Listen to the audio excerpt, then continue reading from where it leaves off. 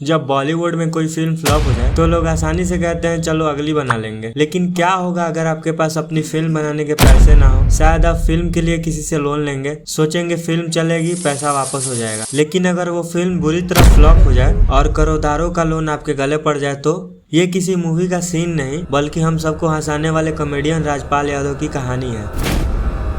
एक ऐसी फाइनेंशियल गलती जिसने एक बेहतरीन एक्टर को सीधा तिहाड़ जेल तक पहुंचा दिया।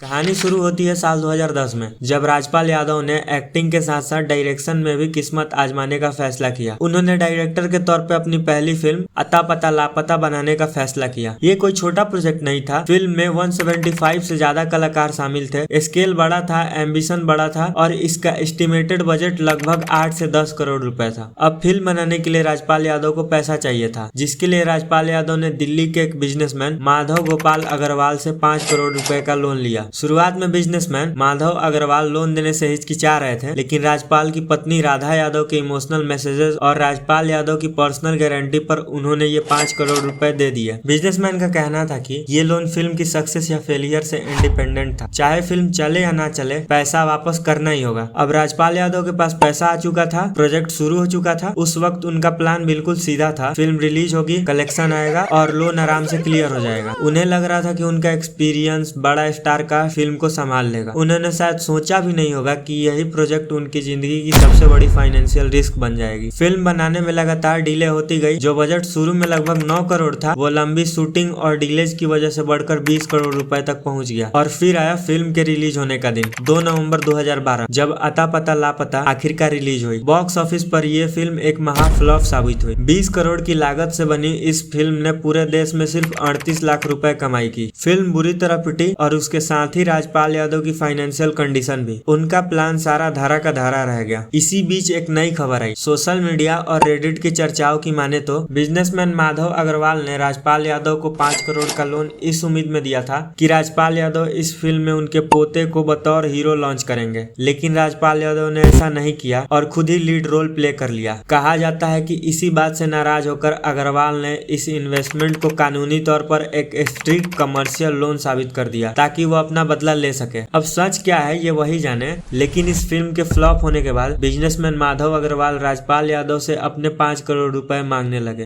एक इंटरव्यू में अग्रवाल ने खुद बताया है कि अपना ही पैसा मांगने के लिए वो राजपाल यादव के सामने एक बच्चे की तरह फूट फूट कर रोए थे।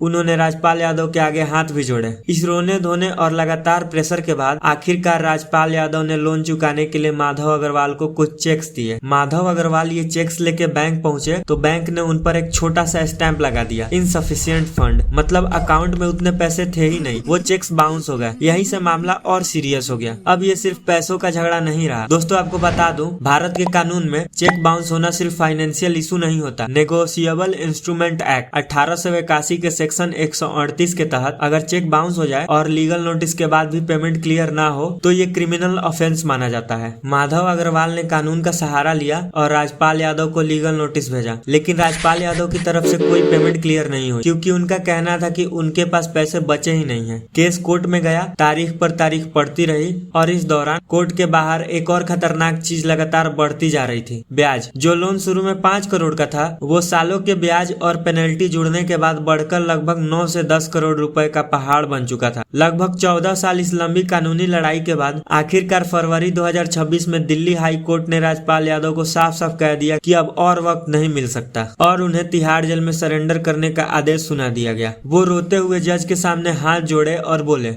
सर क्या करूं, मेरे पास पैसे नहीं हैं और कोई उपाय नहीं दिखता। सर यहाँ हम सब अकेले हैं, मेरा कोई दोस्त नहीं। लेकिन राजपाल यादव यहाँ गलत थे। वो अकेले नहीं थे। जैसे ही उनके जेल जाने की खबर बाहर आई तो बॉलीवुड के कई सेलिब्रिटीज, सोनू सूद, सलमान खान, अजय देवगन और भी लोगों ने मिलकर शिकायतकर्ता के बैंक अकाउंट में 1.5 करोड़ रुपए डाल दिए। और इसी 1.5 करोड़ की पेमेंट के बाद कोर्ट ने राजपाल यादव की सजा पर 18 मार्च तक रोक लगा दिया और आखिरकार 17 फरवरी को राजपाल यादव को जमानत मिल गई और वो वो तिहाड़ जेल से बाहर आ गए। जेल से बाहर आते ही उन्होंने सबसे पहले इंस्टाग्राम पर एक पोस्ट शेयर किया और अपने सभी चाहने वालों को उनके प्यार और सपोर्ट के लिए दिल से शुक्रिया कहा। दोस्तों वो तो एक बॉलीवुड एक्टर थे तो बच गए, उनके सपोर्ट में काफी लोग आ गए, लेकिन कोई आम आदमी के लिए ये सिचुएशन उसकी जिंदगी बर्बाद कर सकती है। इसीलिए हमेशा अपनी फाइनेंशियल डिसीजन सोच समझ कर लें और किसी भी डेब्ट ट्रैप में ना फंसे।